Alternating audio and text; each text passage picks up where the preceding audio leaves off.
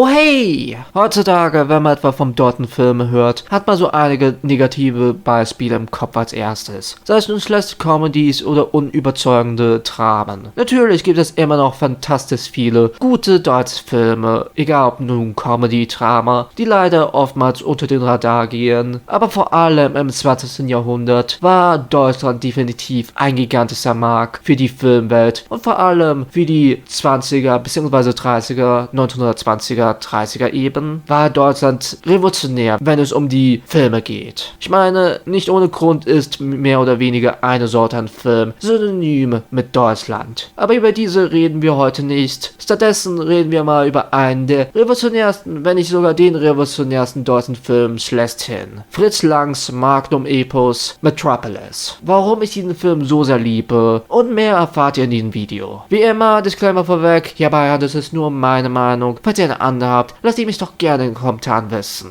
Alle Disclaimer wurden disclaimed, legen wir mal los mit dem Video. Aber bevor wir so richtig etwa einsteigen in Metropolis, kommen wir doch mal ein wenig zu einem Kontext zu diesem Film. In den 1920er war Deutschland definitiv auf einer anderen Welle, wenn es um Filmemachen geht, im Vergleich zu heute. Viele großartige Directors haben mehr oder weniger ihr Fuß eingesetzt und Filme hervorgebracht, die revolutionär waren. Natürlich kann man etwa viele verschiedene Länder, Directors oder auch Dekaden crediten für bestimmte Dinge, die heutzutage mehr oder weniger gang und gäbe sind. Deutschland war definitiv einer der größten und so ein Film wie Metropolis sollte dann doch etwa das Publikum überzeugen oder ein Ohr geben. Oder etwa nicht, ich meine, schaut euch den Film an. Und dennoch, sowohl Kritikern als auch das Publikum waren etwa nicht so begeistert von diesem Film und dieser Film ging etwa als Flop rein. Nichts Neues für Kultklassiker oder auch Filme, die heutzutage mehr oder weniger hoch angedacht sind. Ich meine, so ein Film wie der großartige Ridley Scott-Film Blade Runner war an der Kinokasse definitiv kein Erfolg. Aber kommen wir doch mal zurück zu Metropolis. Er ist sehr gesellschaftskritisch und bietet etwa viele Kritikpunkte zu der Gesellschaft, die uns auch heutzutage noch plagen. Sei es etwa nun die geldlichen Unterschieden von verschiedenen Gesellschaftsstufen, der Nutzen von künstlicher Intelligenz und so viel mehr. Auch wenn dieser Film fast schon 100 Jahre alt ist, so doch ist etwa die Sachen, die dieser Film etwa von sich gibt, immer noch so relevant, wenn nicht sogar relevanter in manchen Aspekten, vor allem jetzt etwa mit den Rise an AI-Schlapp, worüber ich auch schon etwa ein Video gemacht habe, Link dazu in der Infocard. Was dieser Film aussagt, ist so einiges. Und wie er das aussagt, ist prachtvoll einfach nur. Es gibt so einiges, was Metropolis von sich ausgibt. Natürlich aber gibt es eine große Barriere für viele mit diesem Film, und zwar handelt es sich hierbei um einen Stummfilm. Und ich weiß, viele Leute haben etwa ihre Probleme, in ältere Filme von vergangenen Dekaden reinzugehen, vor allem solche älteren, die fast schon 100 Jahre alt sind, und vor allem, wenn es um Stummfilme geht. Ich persönlich bin jetzt auch etwa nicht der größte Experte oder Kenner von Stummfilmen. Ich habe ein Handstück von diesen gesehen und mochte auch zahlreiche von diesen, kann aber jetzt etwa auch nicht etwa so viel zu der Geschichte von den Stummfilmen euch wiedergeben, noch etwa sagen oder auch behaupten, dass Metropolis einer der besten ist. Er ist definitiv mein Favorit von den paar, die ich gesehen habe, und das ist vor allem an den wundervollen Acting zu verdanken. Denn schon wie in meinem Universal Monster Ranking erwähnt, mit Stummfilmen gibt es eine Sache, die sehr